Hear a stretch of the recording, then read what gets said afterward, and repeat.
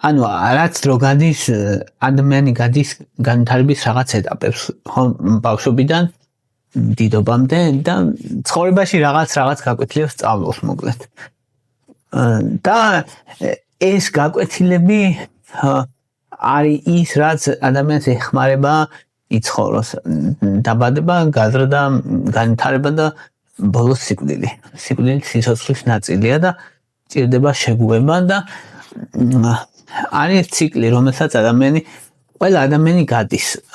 არის უნივერსალური ადამიანებისთვის და ბევრი თეორია არსებობს ამ მხრივ, რომ აი როგორ ვითარდება ადამიანი, რა ეტაპებს გადის, რა კრიზისები აქვს. ერთ-ერთი ყველაზე ცნობილი, ყველაზე მიღებული არის ერიკ ერიქსონის ფსიქოსოციალური განვითარების თეორია და აზრი არის ეგეთი, რომ ადამიანი გადის 8 ეტაპს, 8 მიმდევრობას და არის 8 მთავარი კრიზისი და ეს კრიზისი უნდა დაიძლიოს ყოველ ჯერზე. ასაკობრივია ეს, ანუ იწყება ბავშვობიდან და მთავრდება სიბერეში და თუ ამ კრიზისს დაძლევს, ადამიანს ეძლევა ჯილდო, რომელიც ეხმარება ცხოვრებაში. თუ ეს კრიზისი ვერ დაძლია, მაშინ ფსიქოლოგიური პრობლემები ეწყება მომავალ ცხოვრებაში. ანუ ურთულდება ცხოვრება მოკლედ. არ არის ისე რომ თქვათ, რომ ეხა ბავშვობაში რაღაც ეს კრიზისი ვერ დაძლია და მთელი ცხოვრება გაყვეს, ასე არ არის, შესაძლებელია მის დაძლევა მერე. ანუ ეს არნიშნავს იმას, რომ თქვათ რაღაცა კრიზისი ბავშვობაში ქონდა ადამიანს და ის ვეღარასდროს ვეღარ დაიძლევა, ესე არ არის შესაძლებელია, უბრალოდ მეტი დრო ჭირდება, მეტი მცდელობა ჭირდება და უფრო რთული დასაძლევია, იმიტომ რომ კონკრეტულ მოვლენას აი კონკრეტული დრო აქვს. პირველი ეტაპი განვითარების, პირველი ფაზა არის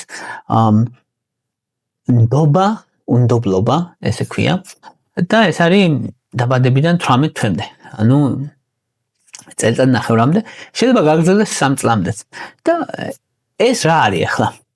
ყველაზე მთავარი ამ დროს ბავშვმა უნდა ისწავლოს სამყაროს მიმართ ნდობა. უნდა ჩამოუყალიბდეს ბავშვს ნდობა. და როგორ? მაგალითად, ბავშვი ტირის.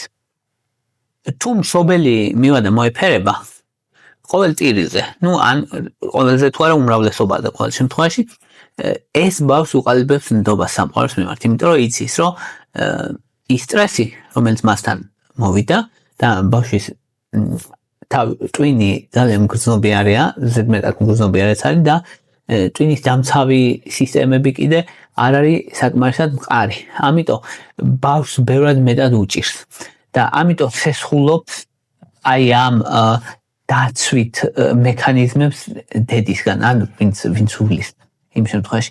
და ამიტომ ბავშვმა უნდა იცოდეს, რომ ყოველ ჯერზე როცა გაუჭირდება, მასთან მივლენ და მას დაეხმარებიან და ეს აძლევს ნდობას ბავშვს.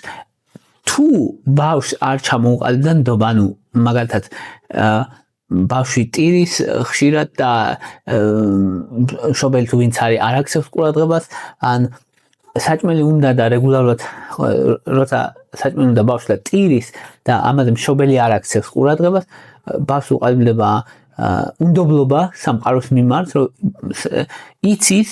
იცის ბავშვმა ამ დროს, რომ ანუ მას სტრესი აქვს, მაგრამ არავინ ყურადღებას არ აქცევს, არავინ არ მოვა და ეს არის უნდობლობა და ეს რაში გამოიხატება? ეს გამოიხატება იმაში, რომ დიდობაში შფოთვითი აშლილობის რისკი ექნება 2-ჯერ მომატებული. დეპრესიის რისკი ექნება თითქმის გაორმაგებული. და ემოციური რეგულაცია მისთვის იქნება ძნელი. აი პანიკური შეტევები და ესეთი. ანუ ემოციური პრობლემები ექნება მოკლედ. მაგალითები ამისი არის, მაგალითად რომ ბავშვი თუ ღამე ტირის, დედამ ან ვინც არის არ აქვს მნიშვნელობა, უნდა დაამშვიდოს მოეფეროს და აგრძნობინოს, რომ მარტო არ არის, აგრძნობინოს, რომ სამყაროს წინაშე მარტო არ დგას და მოფერება ძალიან მნიშვნელოვანია. მეორე მაგალითი არის, როცა ბავშვი შია და ტირის, რომ უნდა აჭამოს დედამ, იმიტომ რომ არ უნდა იგრძნოს ბავშვმა, რომ ის ფიზიკური მოთხოვნილება, რაც არის ჭამის მოთხოვნილება, იგნორირებული. მადლობა რომ დაინტერესდი. ამ ვიდეოს ვქნი უკვე 8 წელზე მეტია კვლევებზე დაფუძნებული მაღალი ხარისხის სამედიცინო ინფორმაციით. არხზე დღეს 1700-ზე მეტი ვიდეოა. თუ აქ მიღებული ცოდნა გეხმარება და გაქვს საშუალება, მხარი დაუჭირე არხს დონაციით. შენი მხარდაჭერით მეტ ადამიანს დაეხმარები იცხოვროს უკეთესი ჯანმრთელობით. არ უნდა იქნეს. ეგ არის ძალიან მნიშვნელოვანი. მესამე არის რომ მაგალითად რამე ტკივილის დროს თუდად არიან წაიქცან ან ეშინია რაღაცის და მაგ დროს უნდა დაამშვიდოს აუცილებლად. ესეც ძალიან მნიშვნელოვანია იმისთვის რომ მიტოვებულობა არ იგრძნოს ბავშვმა და ემოციური დასწრებულობა არის სახე, ტონი, სიყვარული თვალებით უყუროს, მოეფეროს, გაუღიმოს და ასე. ესეც ძალიან მნიშვნელოვანი კომპონენტია, რადგან ბავშვის ტვინში ამ დროს ყალიბდება, რომ ან სამყაროს უნდა ვენდო თუ არ ვენდო და როცა იღებს ბავშვი ნდობას, ყველაზე დიდ სიძლიერეს ბავშვი იღებს იმედს და ეს ადამიანი მე ადვილად არ ვარდება უიმედობაში, მომავალ ცხოვრებაში უკეთესად მართავს სტრესისგან აღდგება უკეთესად, ადვილად მიჯაჭვულობა უყალიბდება ადამიანს ჯანსაღად, არა ჯანსაღი, არამედ ჯანსაღი და უფრო სტაბილური ხასიათი აქვს, საბაძო ხასიათი, უფრო სტაბილური უყალიბდება. ანუ რეალურად სტაბილურ ფსიქიკას იღებს ადამიანი, ანუ თუ სხვა სიტყვებით ვიტყვით, აი ის ბავშვობაში დედის მოფერება იწვევს დიდობაში სტაბილურ ფსიქიკას. არის ძალიან მნიშვნელოვანი ეს.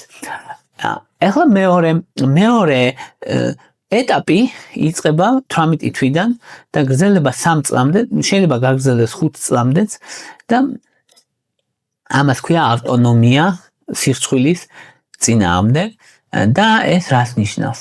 რომ ბავშვს აქვს ფიქრი, რომ მე შემიძლია გავაკეთო რაღაცები, დაუშვა შეცდომები და ისე ვუყვარდე. აი ეს ძალიან მნიშვნელოვანი, რომ გვაქვს თუ არა შეცდომის დაშვების უფლება და ისე ვუყვარდე. ალბათ შეგიმჩნევიათ, რომ შეიძლება რომ ბავშვმა შეიძლება გავარჯიშებული იყოს, თქვათ, საჭირო ოთახის იცოდეს როგორ უნდა მოიქცეს, სად უნდა ქნას და როგორ უნდა ქნას, მაგრამ მაინც შეეშალოს. ხო, ეს შეეშალოს შეიძლება არ იყოს სპეციალურად, შეიძლება იყოს ქვეცნობიერად, არ აქვს მნიშვნელობა მაგას, თუ შეეშლება და საპასუხოდ თუ მიიღებს მაგალითად ცემას, ხო? ეს ძალიან დიდი პრობლემაა, მაგრამ საპასუხოდ თუ მიიღებს იმას, რომ კი, ანუ ეს არ არის კარგი, მაგრამ ხდება ხოლმე, მოდი ახლა გავწმინდოთ, თქვათ, ხო?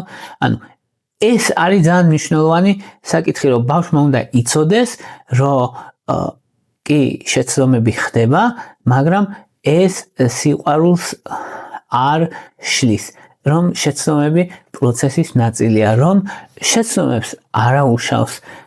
ეს არის ძალიან მნიშვნელოვანი საკითხი. და ხო, ბავშვს უყალიბდება ავტონომია, რომ მე შემიძლია გავეცნო სამყაროს ნელ-ნელა ნაბიჯ-ნაბიჯ. და აქ არის ხოლმე მოყვანილი კიდე მაგალითი, რომ ეს მე მგონი ის ნილ ტაისონს ჰქონდა, რომ ანუ კვერცხი ღირს ისა 30 თეთრი ხო თუ რაც ღირს მოკლედ ერთცალი და ბავშვი რომელსაც აინტერესებს რომ გატეხოს ის კვერცხი ხო ძალიან დიდი შემეცნების და წარმოსახვის და ინტერესის უნარი აქვს ხო რომ ის ავტონომია მისთვის ის კვერცხის დამტვრევა ხო რომელსაც დაამტვრევს კვერცხს მისი ავტონომია და მისი ცნობის მოყარეობა ჩვენ ვკლავთ ამას მე ჩვენ ვეუბნებით რომ არა არ შეიძლება რომ კვერცხი დაამტვრიო ხო და მე საერთოდ არ გააკარებ კვერცხს არ შეიძლება ეს შენით გააკეთო მე საერთოდ არ გააკარებ და ეს და არადა ბავშვს ჭირდება ზუსტად ეგ რომ ჩემით გავაკეთო ცუდად ოღონდ გავაკეთო ჩემით აი ეს არის ძალიან მნიშვნელოვანი რომ ავტონომიის განცდა ჩამოუყალიბდეს ბავშვს და ბავშვს ამბობენ ხოლმე რომ ჩემით მინდა რომ გავაკეთო და მშობლები კიდე ამის პასუხად ხშირად ხშირად არის ხოლმე რომ საყვედურებს იღებენ ბავშვები. მაგალითად რომ ბავშვი ცდილობს ფეხსაცმლის ჩაცმას და იცნობს ძალიან ნელა და მშობელი ეუბნება რომ არა მოიცა მე უნდა ჩაგაცვა. ხო და აცმევს თვითონ. აი არ არის სწორი. არამედ მშობელის პოზიცია უნდა იყოს, რომ უნდა გაუშვა კი, რომ ნელ-ნელა ჩაიცვას. და კი, უნდა მიეხმარო, როცა ძალიან ჭირდება მაშინ, მაგრამ უნდა გაუშვა, რომ თვითონ გააკეთოს, თვითონ აიღოს ავტონომია. მეორეს მხრივ ბავშვების საყვარელი სიტყვა მაგ დროისთვის არის ხოლმე ხშირად არა და ბავშვები ხშირად ამბობენ არას. ოღონდ კი მიეცი საშუალება რომ თქვას არა, მაგრამ ისიც უნდა უთხრა რომ აი კი შენ შეგიძლია იყო გაბრაზებული, მაგრამ ჩვენ მაინც გავიხეხავთ კბილებს. ანუ ავტონომია არ შეუზღუდო, მაგრამ საზღვარი მაინც უნდა არსებობდეს. ეს არის ჯანსაღი მიდგომა, მაგრამ თუ კი ბავშვის ინტერესს და ბავშვის ავტონომიის მცდელობას უგულებელყოფს და შენ ეცნები რომ მკვეთრად შენი ცხოვრო მის ნაცვლად, ეს ძალიან დიდი შეცდომაა. ასევე არის როცა მაგალითად ან ჭამისას თეფშიდან გადმოეყრება რაღაცა ბავშვს, ან ხატვისას სხვა გვერდზე დახატავს, სრულად დახატავს, იმას გააფერადებს, რაც არ უნდა გაეფერადებინა და შემდეგ მშობელმა უნდა ბავშვს უნდა უთხრას და მიუთითოს იმაზე, რომ ეს არის სწავლის ნაწილი, ეს არ არის მარცხი, ეს არ არის ცუდი, ეს არის სწავლის ნაწილი და სამყარო უნდა შეიცნოს ბავშვმა ამასაკში და ეს ავტონომია უნდა კონდეს. ეხლა რა ხდება? თუ ბავშვი ამ ეტაპს გაივლის წარმატებით, ჯილდოდ იღებს თავდაჯერებას, ავტონომიას, გამძლეობას და ჯანსაღ საზღვრებს. არ მიცემს უფლებას სხვას, რომ ეს საზღვრები შეულახოს. თუ არ მოხდა ამის აი ამ ეტაპის გადალახვა, მაშინ ბავშვი დიდობაში იღებს სირცხვილს, აცილებას, აცილოს რომ აიცილოს თავიდან ურთიერთობები, აიცილოს თავიდან სხვა ადამიანები, გადაუწყვეტელობას, პერფექციონიზმს. ანუ ეს მუდმივი კრიტიკა მერე უკვე აისახება დიდობაში როგორც პერფექციონიზმი და რეალურად პერფექციონიზმი შეიძლება ვიღაცამ თქვას კარგიაო, მაგრამ ის პერფექციონიზმი როგორც წესი თან დართულია ამ სოციალურ შფოთვასთან და აცილების პატერნთან, რომ ანუ იცილებს თავიდან ურთიერთობებს, იცილებს თავიდან დეპრესიის მიმართ მგრძნობელობა უყალიბდება და უფრო ადვილად უყალიბდება დეპრესია და სწავლობს ადამიანი მარცხს, რომ იტყვის რას, რომ აი ბევრი ადამიანისგან მოგისმენიათ, რომ რატომ ვცადო თუ მაინც არ გამომივიდა? აი მაინც არ გამომივიდა და რატო? აი არ გამოვა მაინც. და არც ცდის. აი ეს არის ზუსტად ის, რომ ამ ბავშვმა ეს დიდი რომელიც ამას ამბობს, არის ბავშვი, ის 3-4 წლის ბავშვი, რომელმაც ავტონომია და სირცხვილი ეს სტადია ვერ გაიარა და ვერ გადალახა როგორც ავტონომია, იმიტომ რომ ვიღაცები ეუბნებოდნენ, რომ ესე არ შეიძლება და ის არ შეიძლება, კვერცხი არ გატეხო, ის სუფთად უნდა ჭამო და ესე და ეს ნუ ხატავდა რაღაცები. შემდეგი სტადია იწყება 3 წლიდან და გრძელდება 6 წლამდე, ზოგჯერ არის 7 წლამდე, 8 წლამდე. ანუ სკოლაში მისვლის პირველი წლები, მოკლედ ეს არის ინიციატივა დანაშაულის წინააღმდეგ. ეხლა რა არის? რა სწავლობს ადამიანი ამითი და რა ხდება ამ დროს? ამ დროს თავარი კითხვა არის, რომ მე შემიძლია თუ არა მინდოდეს რამე. მე შემიძლია თუ არა დავიწყო რაღაცეები. მე შემიძლია თუ არა ჩემი სურვილის მიხედვით ვიმოქმედო. მაგალითები რომ მოვიყვანოთ. რომ ბავშვებს ახასიათებთ წარმოსახვითი თამაშები ამ დროს და ბავშვი წარმოიდგენს სამყაროს, სამყაროს წარმოიდგენს რაღაცებს, შეიძლება იყოს ექიმის და იმის თამაში, შეიძლება იყოს მშობელი და არ აქვს მნიშვნელობა როლური თამაშები და ასე, ნებისმიერი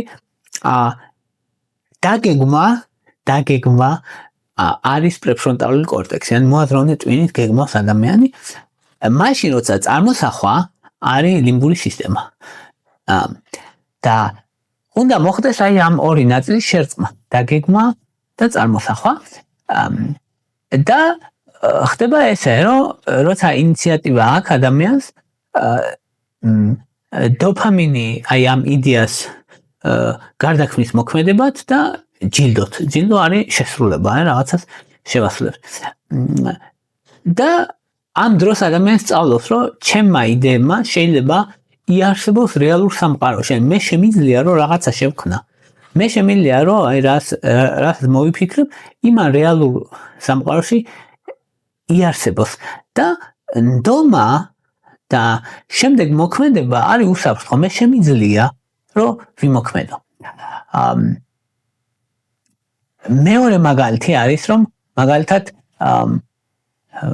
ბავშვები რომ მუდმივად კითხულობენ რატომ კითხვებს რომ კითხულობენ.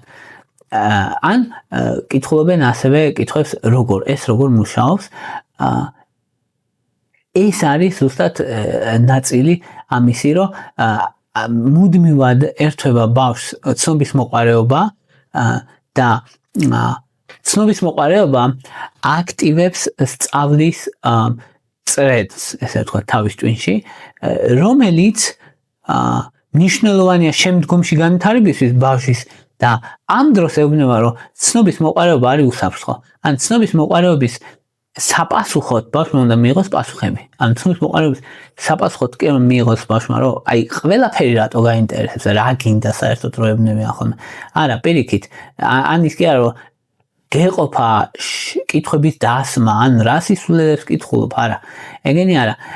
რადგან ამ დროს თუ კი შეარცხვენ ბავშვს ცნობის მოყარეობა სირცხვილად და დანაშაულად გარდაიქმნება და არა ის რომ როგორც განვითარების ნაწილი.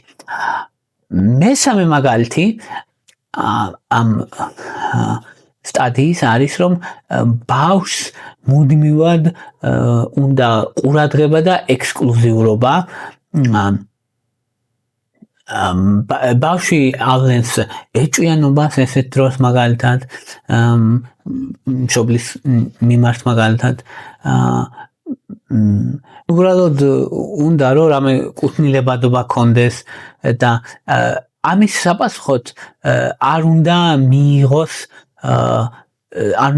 რომ აი შენ ცუდი ხარ, არ უნდა მიიღოს რომ აი შენ როგორი ეგოისტი ხარ, ეს არ უნდა მიიღოს, რადგან ბავშვმა უნდა მიიღოს სიახლოვე დანაშაულის გარეშე.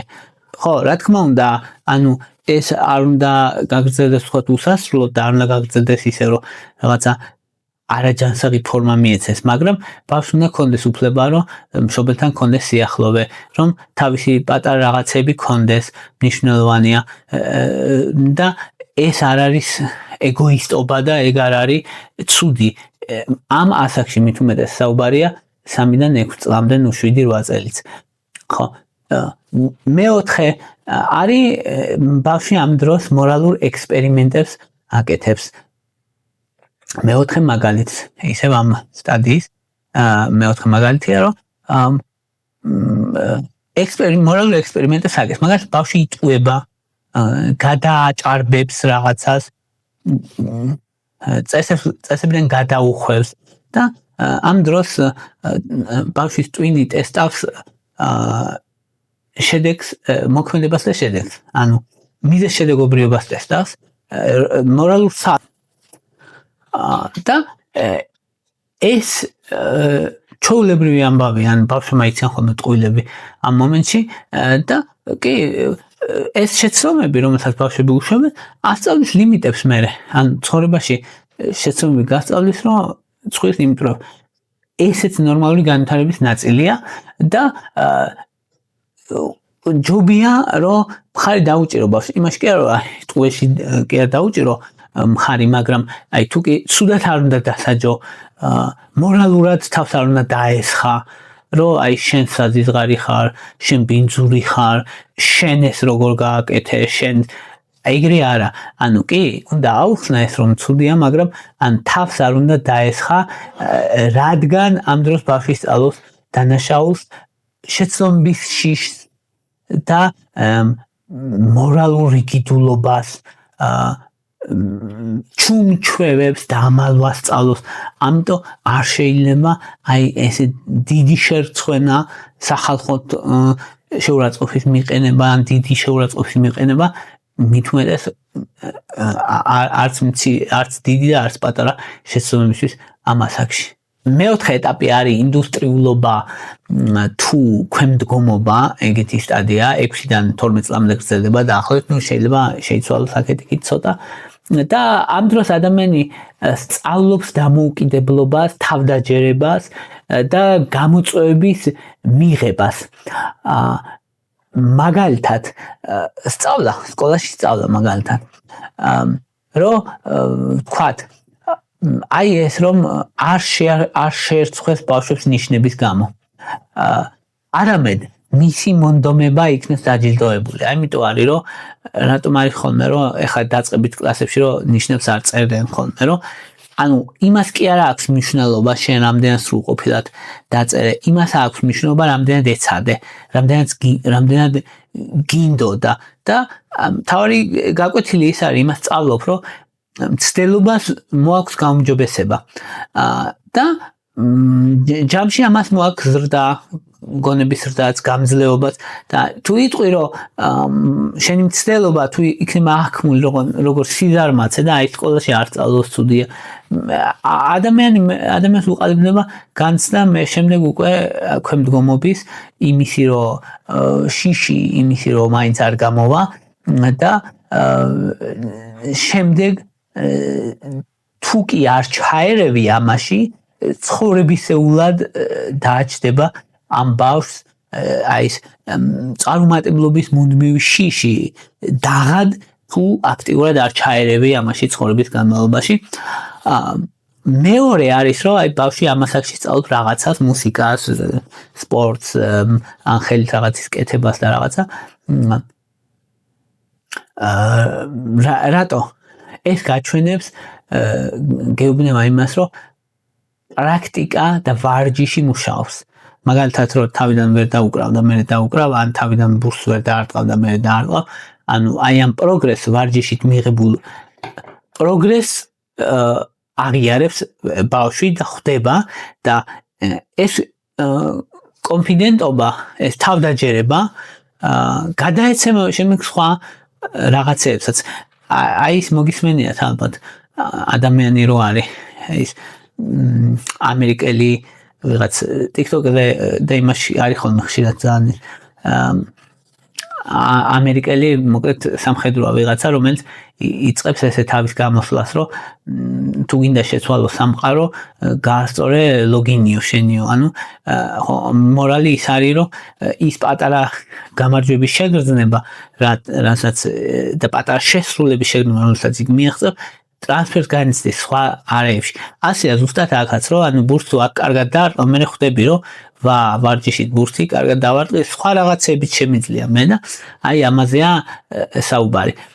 ამ დროს არ არის სასურველი შედარებები, ანუ ეს შედარებებს ზედმეტი სტრესი მოაქვს რომ აი ის უკეთესია ეს უნდა დააფასო მისი მცდელობა რომ ანუ ქრონიკული ქვემდგომობის განცდა არ განუვითარდეს ადამიანს ან ზედმეტი მუდმივად არ ედარებოდეს სხვებს და მუდმივად არ ქონდეს კონკურენციის შეგრძნება სხვებთან ზედმეტად ეგაა მნიშვნელოვანი და ეს დაბალ თუ კი ვერ გადალახა ადამიანმა დაბალ თვით შეფასებას უზრუნველყოფს შემდეგ და ქვემდგომობის განცდას უზრუნველყოფს შემდეგ ცხოვრებაში მუდმივად საკუთარ თავში დაეჭვებას უგულებელყოფს მეხუთე სტადია იწყება უკვე 12-დან 18 წლამდე, ნუ ზოგჯერ 25 წლამდე გრძელდება და ეს არის იდენტურობა თუ როლებში ახლართვა. ეხა რაშია საქმე. ტვინი ბოლომდე ყალიბდება 25 წლამდე, ამიტომ რომ ეს სტადია შეიძლება გაგრძელდეს დიდხანს. და ამ დროს ადამიანი სვავს კითხვას, რომ მე ვიცი ვინ ვარ, მე ვიცი რას ვაფასებ და მე ვიცი რას ვეკუთვნი თუ არა. აი ეს არის ამ ამბის აზრი, თუ ეს ვერ გადალახა, დეპრესიის რისკი იზრდება, ნარკოტიკების მიღების რისკი იზრდება, პერსონალური არასტაბილურობის რისკი იზრდება და სხვების გავლენა იზრდება, ანუ სხვა ავტორიტეტების გავლენა იზრდება და არა კრიტიკული აზროვნების უნარი. მაგალითად, ბავშვები ცდილობენ, რომ მათი მუსიკალური გემონება, ჯგუფური კუთვნილება, ვისაც ეკუთვნიან, ან გარეგნობა, ან შეიცვალონ. აი, გინახეთ ალბათ, რომ ზუსტად თინეიჯერები რომ რაღაც უცნაურად აცვიათ, ან რაღაცნაირად დადიან, რაღაც კუთვნილება უნდათ რომ მუდმივად გქონდეთ რაღაცა სიახლის შეგრძნება, მუდმივად გქონდეთ ფიდბექი გარესამყაროდან, ასევე იმით რომ გამორჩეულები იყვნენ, განსაკუთრებით გამორჩეულები იყვნენ და ეს თვით რეპრეზენტაბილურობა განსაკუთრებით უძლიერდებათ, მოკლედ. და რა სწავლობს ამით და ბავშვმა რა უნდა მიიღოს ამითი, რომ უნდა მიიღოს ის ცოდნა, რომ მე შემიძლია რომ ვეძებო ჩემი თავი და მაინც ვიქნა მიღებული. ის არა, რომ მე თუ რაღაც თქვათ ისე სხვანაირად იმას ვიზავ, როგორც მიღებული არ არის, მაგალითად ჩავიცმევან რაღაცა და ანუ ამის გამო სახლიდან გამაგდებენ, ხო? არა, ანუ მე შეიძლება ვიყო განსხვავებული და მაინც ვიქნე მიღებული ადამიანებში და საზოგადოებაში, იდენტობის ინტეგრაცია ქვია ამას. ძალიან მნიშვნელოვანია ეს და იმისთვის რომ ადამიანი იყოს სტაბილური და თვითკონსისტენტობა ქონდეს, ანუ თავის თავთან სიმშვიდე მუდმივობის, აი ეს რო ქონდეს. თუ შეაწყვეტინებ, ხო, ეს ადამიანი წყვეტს კვლევას, ანუ წყვეტს სწავლას, წყვეტს სიახლეების გაგებას, წყვეტს თვითგანვითარებას, მუდმივად საკუთარ თავში ეპარება ეჭვი და შემდეგ ეს პრობლემა შეიძლება 10 წლების განმავლობაში გააგრძელდეს. ეხლა მეორე მაგალითი არის, რომ ბავშვები ოჯახურ ღირებულებებს აყენებენ კითხვის ნიშნის ქვეშ. შეიძლება რელიგია, შეიძლება პოლიტიკა, შეიძლება ოჯახში რისიც წამთ მაგას და აქ მთავარი კითხვა არის, რომ ან მე შემიძლია თუ არა ვიფიქრო დამოუკიდებლად, ხო? ანუ თუ მაიძულებენ მე თუ დამსჯიან, ხო? რომ ეს მივიღო ეს იდენტობა, რაც მამაჩემს აქვს, ძალადობით თუ მივიღო, ხო? და ამისთვის დავისჯები, ეს არის, რომ ერთი რომ დიდობაში ექნებათ ეს ადამიანებს მუდმივი ფარული აჯანყების გრძნობა, ანუ მუდმივი ფარული აჯანყების გრძნობა და რიგიდული რწმენები ექნებათ, ანუ რწმენა, რომელიც სინამდვილეში მას არ ეკუთვნის, ანუ მას არ აქვს შესახორცებული რისი ჯერა, ანუ მას აქვს რწმენა როგორც ფარი, როგორც უმეტესობას ფარისევლებისას და ბევრი ადამიანი ამოიცნობს საკუთარ თავს იმაში, რომ სიმში ამბობს, რომ ამის ჯერა და შეიძლება თავი მოაჭრა სხვას, რომ ამის ჯერა, მაგრამ სინამდვილეში თვითონ იცის, რომ რასაც ამბობს, იმის არ ჯერა. ეს არის ზუსტად იმიტომ, რომ 17 წლის ასაკში ეს არ მიიღეს. ეს ადამიანი არ მიიღეს და ეხლა დადგა ფარისეველი. ხო. აქ არის ხოლმე ასევე ის პრობლემებიც, რომ ფიზიკურად იცვლება ადამიანს და მე აი გოგონებს გავს უგდი ძალიან, რომ ან პირიქით მე რო ხდებიან ძალიან და ეს ანუ სხეულის დისმორფიის პრობლემები რო ეწყებათ, ესეც ამ ჩემი სხეული არის ჩემი ნაწილი და იმის ნაწილი, რომ ეს მე ვარ, ხო? ეს არის მთავარი, რასაც თავი ფსიქოლოგიური გაკვეთილი, რასაც სწავლობს ადამიანი და თუ შეარცხვენ, აი შენ როგორ გასუქდი, როგორი გამხდარი ხარ, ან ესე, ან ბევრი ჭამე, ან ცოტა ჭამე, ხო? მერე სხეულის დისმორფია იწყება, მერე პირიქით ემოციური კვების რისკი იზრდება და მუდმივი თვით კრიტიკა აქვს ბავშვს, რომელიც გრძელდება დიდობაშიც და რომელიც რეალურად არის შემდეგ პრობლემა. ხო, ეხლა რა ხდება? თუ კი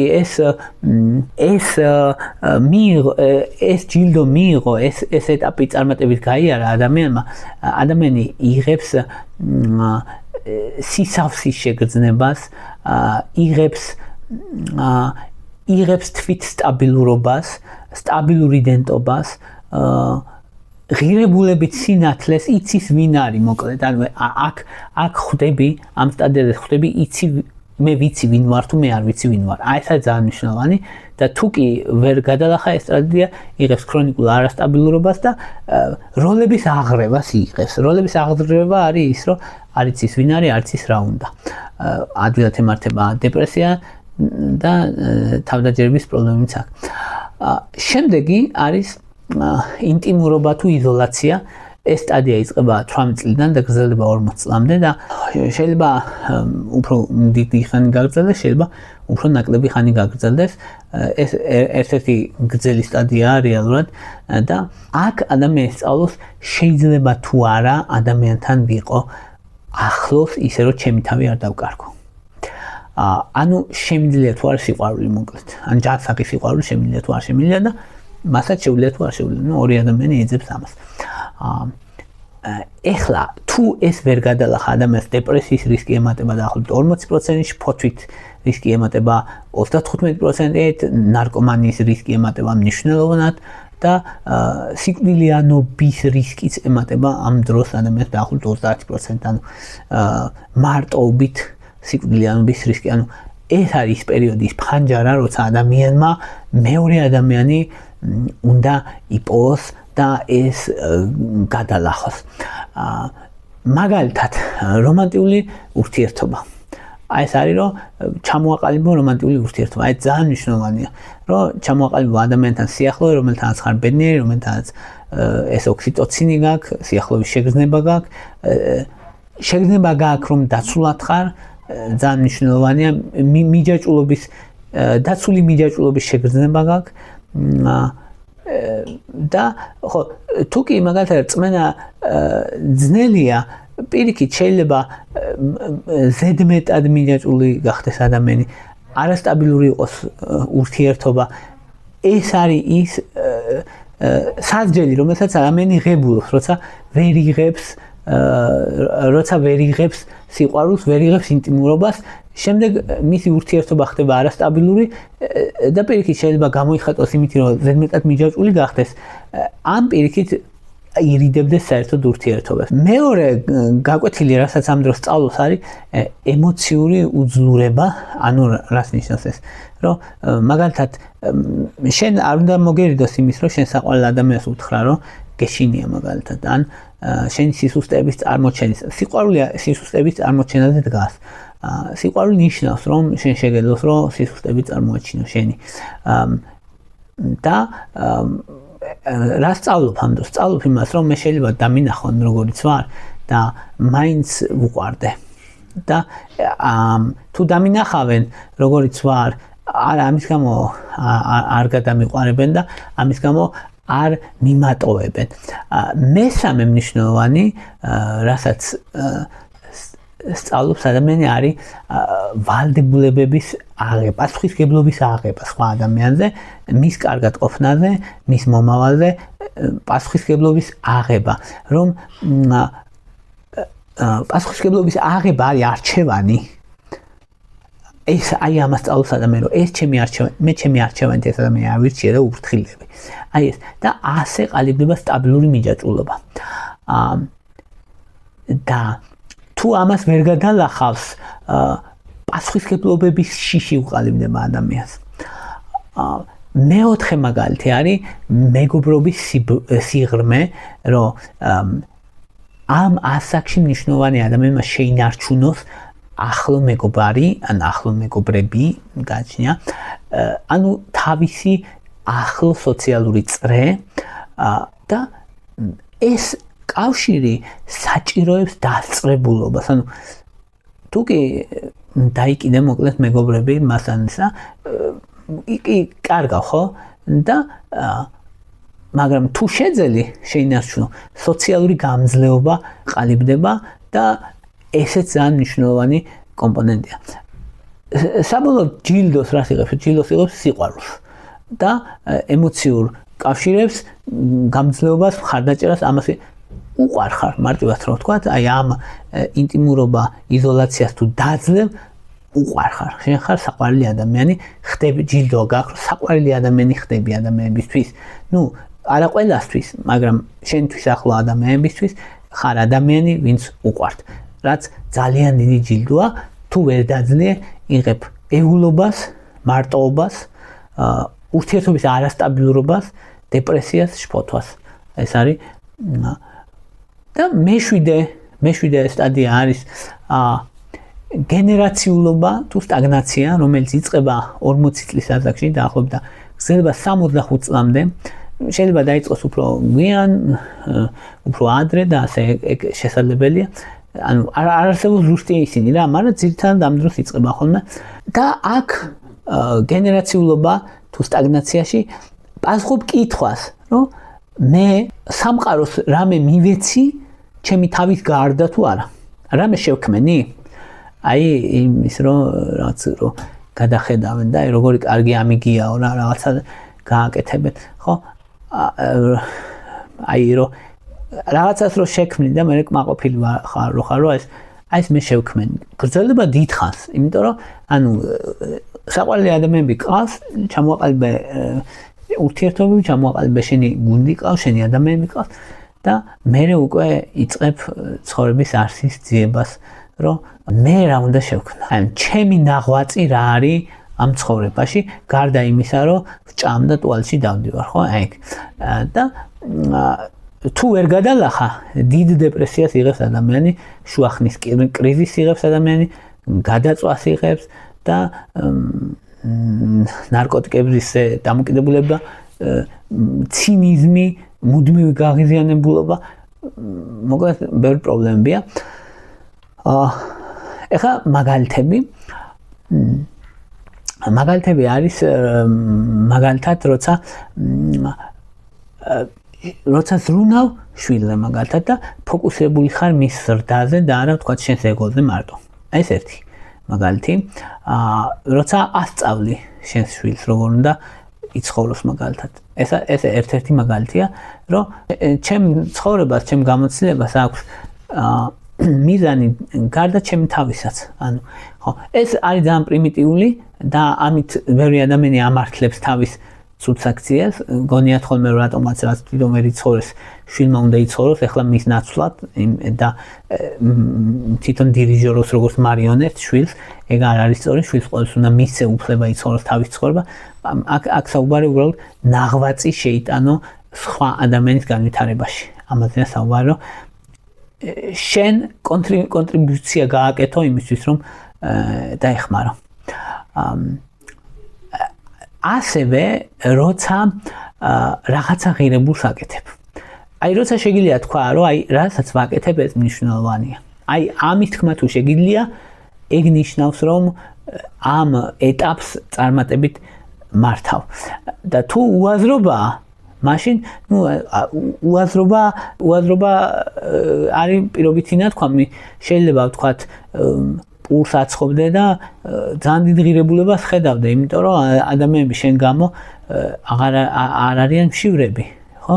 ანუ და ნაღვაწს ხედავდე ამაში და ეს არის კონტრიბუცია რაღაც კუთხით, რა თქმა უნდა, მაგრამ შეიძლება იყოს, რომ ანუ იმდენად აი ესეთ რუტინას აკეთებდე, რომ მუდმივად შენ თავს ეუბნებოდე, რომ აი რას ვაკეთებ და სად ვარ, რა არის ეს, ხო? მიუხედავად იმისა, რომ რაღაცა ნაღვაწი შეიძლება იყოს არაპირდაპირ კაცობრიობისთვის და რაღაცა დოლათის შექმნაში მონაწილეობას ღებულობდნენ, მაგრამ ეგ იყოს ძალიან მინიმალური წილი, რა იქიდან გამომდინარე რაც შეგიძლია. და ანუ შენი ნაღვაწი მარტივად რომ ვთქვათ ამ დროს უნდა იყოს კონტრიბუცია და არა გამეორებადობა. ანუ შენ რასაც აკეთებ უნდა იყოს არა ყოველდღის რუტინა, რომ წავედი ხელი მოვაწერე დავჯექი და მე პოზა მივიღე რომ ვითომ მუშაობ და წავედი მე სახლში. აი ეს კი არ უნდა იყოს, არამედ ვა ეს რა მაგარი რამე გავა. აი დღეს ეს დავეხმარე. აი ეს წვლილი შევიტა. აი ეს შეგრძნება უნდა გქონდეს. ანუ შენი საქმე რაც აკეთებ უნდა გქონდეს განცდა რომ მნიშვნელოვანი საქმე გააკეთე ადამიანებისთვის. აი ეს. და ამ დროს ადამიანს აქვს ასევე სურვილი რომ შექმნას რაღაცა რაც დიდხანს გასტანს. შეიძლება იყოს აშენება რამე, შეიძლება იყოს დაწერა რამე, შეიძლება იყოს ვიღაცას ასწავლო, შეიძლება რაღაცა სისტემა შექმნა, შეიძლება ტრადიცია, ღირებულებები ან დაიცვა ან გააგრძელვა. ქონდეს განცდა რომ რაღაცა მნიშვნელოვანი გააკეთე, რაც გაგრძელდება. რომ მაგალითად აი ეს რაც შევქმნი, ეს გაგრძელდება, ეს იმუშავებს, აი ეს და ეს იწვევს ძლიერ დაკმაყოფილების შეგრძნებას და დაბერების შიშს ამცირებს. აი ეს ამნიშნავანი და თუ ეს ვერ გააკეთა ადამიანმა სიცარიელის შეგრძნება ისადგურებს. ეგ არის რაც ხდება. და ნუ ეს რომ აი ზრუნვას იწყებს ადამიანი სხვა ადამიანებზე ამ დროს აქტიურად ეხმარება ადამიანებს საზოგადოებისთვის საჭირო რაღაცას აკეთებს და ესეც მნიშვნელოვანია თუ კი ეს კონფლიქტი ადამიანმა გადაწყვიტა სწორად მაშინ ჯილდოთ იღებს ზრუნვას და თუ არა მაშინ თუ არ გამოვიდა მაშინ კარგავს ცხოვრების აზრს ადამიანის სტაგნაციაშია, ცინიზმშია, ემოციური სიმშრალე აქვს, ანუ და შუახნის დეპრესია აქვს. მარტივად რო ვთქვათ, რომ თუ შუახნის დეპრესია დაგემართა, დიდი ალბათობით რაღაცა არ გაკეთებია, რაც რის პოტენციალს ჰქონდა. და უნდა გაკეთებინა. თუმცა რაღაც დოზით ყველას ემართება შუახნის დეპრესია, ანუ მისგან დაცული არავინ არა, რაც უნდა დიდ საქმეს აკეთებდა. მაგრამ საუბარია სიმძიმით, რამდენად სიმძიმით თუ დიდი შეგეძლო ძალიან და ცოტა გააკეთე, დიდი დეპრესია გემართება და თუ ახლოს ხარ იმასთან, რაც შეგეძლო, ნაკლებად. და მერვე ეტაპი 65 წლიდან იწყება და გრძელდება სიცოცხლის ბოლომდე და ამ დროს ინტეგრულობა თუ იმედგაცრუება. ამ დროს ადამიანი იწყებს შეგუებას სიკვდილთან ნელ-ნელა, დაკარგვასთან, ავადმყოფობები წამოდის წინა პლანზე. იმასთან დაპირისპირება უწევს ადამიანს მუდმივად რომ მოკვდავები ვართ და ადამიანი მთავარი გაკვეთილი, რასაც ამ დროს იღებს, არის რომ ამბობს რომ აი ჩემი ცხოვრება, ჩემი შეცდომებით იყო აზრიანი და კოჰერენტული თუ იყო უაზრობა. აი ეს არის მთავარი გაკვეთილი და კითხვა, რასაც პასუხობს ეს ბოლო სტადია. თუ ამ სტადია ვერ გადალახა ადამიანს დიდი დეპრესია და გვიანი დეპრესია, სიკვდილის შიში ძალიან ძლიერია, სუიციდის რისკი ძალიან იზრდება და ადამიანი ხდება განდეგილი ცუდი გაგებით. ადამიანი ამ დროს გადახედავს ცხოვრებას, თავის მოვლენებს, თავის წარმატებლობებს და წარმატება ამ დროს არის რომ აი ჩემი ცხოვრება არის ამბავი, რომელსაც რაღაც აზრი ქონდა. და ამ დროს ადამიანი იღებს ემოციურ სიმშვიდეს, იღებს იმას რომ მოკვდავი ვართ და თუ ხდება რომ აზრი არ ქონდა, იღებს რუმინაციას, აზრების რუმინაციას, მუდმივად სინანულს, მუდმივად იმედგაცრუებას და დომინირებს სასოწარკვეთილება ესეთ დროს. მეორე მაგალითი რაც ამ დროს ხდება არის რომ ფიზიკურობა იკლებს და შენ გრძნობ ამას რომ ვეღარ დადიხარ ისე აქტიურად ძალა აღარ გაქვს იმდენი, მაგრამ შენი იდენტურობა არ ჩამოიშლება. მიუხედავად იმისა, რომ შენ ფიზიკურ ძალას კარგავ, შენი სული ისე მყარად დგას. აი ეს არის.